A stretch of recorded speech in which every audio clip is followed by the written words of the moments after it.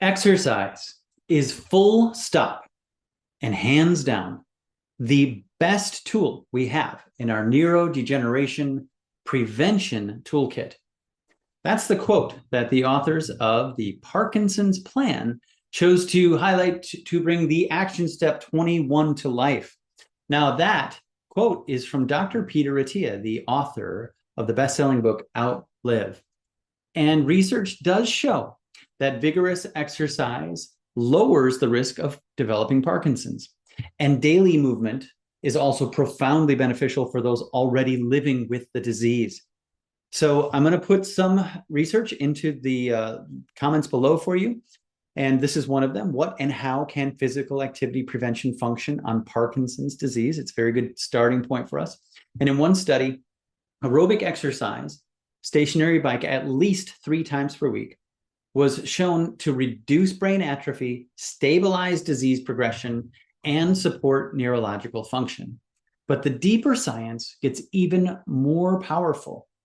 Physical activity has been shown to reduce the accumulation of the proteins, decrease inflammation and oxidative stress, support nerve regeneration, improve mitochondrial function, strengthen brain resilience, and repair mechanisms. That's what we want, is to actually get to repair the brain.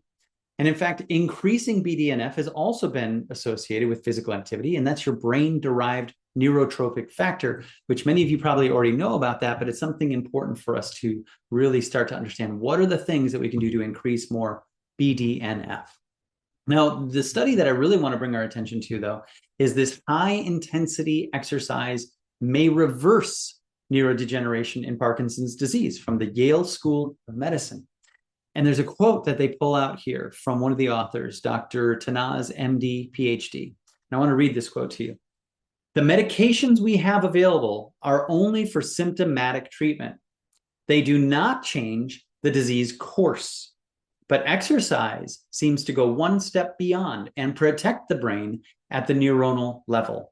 Excellent quote from this, and I think this is a great conversation piece for anybody concerned about any neurodegeneration. But I want to take it even a greater step forward and say exercise is going to help stimulate that.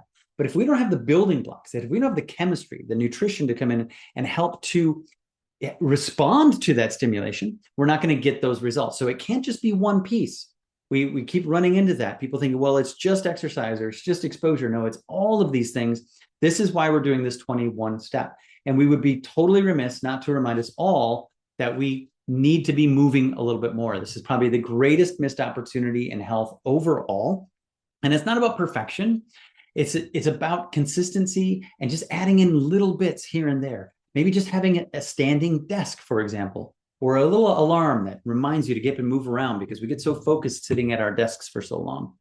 But what I love about this Yale School of Medicine piece here is that it is encouraging us to understand that the possibilities of reversing neurodegeneration, and this is just from high intensity exercise, this opens the door for all the other things. What else can we be doing to add on to the possibilities of reversing neurodegeneration? That's what I want us to be encouraged about. There's always more and more science coming out. Anytime anybody tells you that there's nothing that can be done to that, that person is just not staying current with the cutting edge of what's happening. And in fact, there is a study that they're not even quite yet recruiting for, talking about slowing Parkinson's early through exercise. And in this one, I want to highlight a little piece here for us, that evidence from laboratory and clinical studies suggests that exercise may have protective effects on the brain by promoting neuroplasticity, reducing inflammation, and improving cellular health. Exercise is already known to improve mobility, mood, sleep, and quality of life in people with Parkinson's. And observational studies also show that more active individuals are less likely to develop Parkinson's disease. They need longer studies. So if I were to put together a toolkit, I would definitely want to encourage some level of increased attention on more movement, more focused movement, more exercise. I know that's something that all of us could be, well, not all of us, but most of us could definitely have room for improvement in our lives. Now, one last little piece in this this action step number 21 that I want to point out is they talk about here that a reduced sense of smell is present in up to 90% of people who later develop Parkinson's disease. And one thing I want to share with all of you is an actionable thing to really get this conversation going. we have ordered from the Michael J. Fox Foundation for Parkinson's disease these smell kits. And they talk about taking the smell test challenge today. So you can order these directly from them and increase this conversation around it and really get people involved. This is a very interactive way to really help people understand how much more attention they need to be putting on this. How many of these 21 steps do they need to integrate? And we're going to continuously bring more and more that we can to you. The purpose of these, again, is to encourage you all to know that there's always more that you can do to increase the health of yourself. And specifically, if you're concerned about Parkinson's or you have somebody struggling with this, the more we can do, the more we can add things into that category of what we're going to do to help rebuild and repair our body and help to reduce those things that are working against that.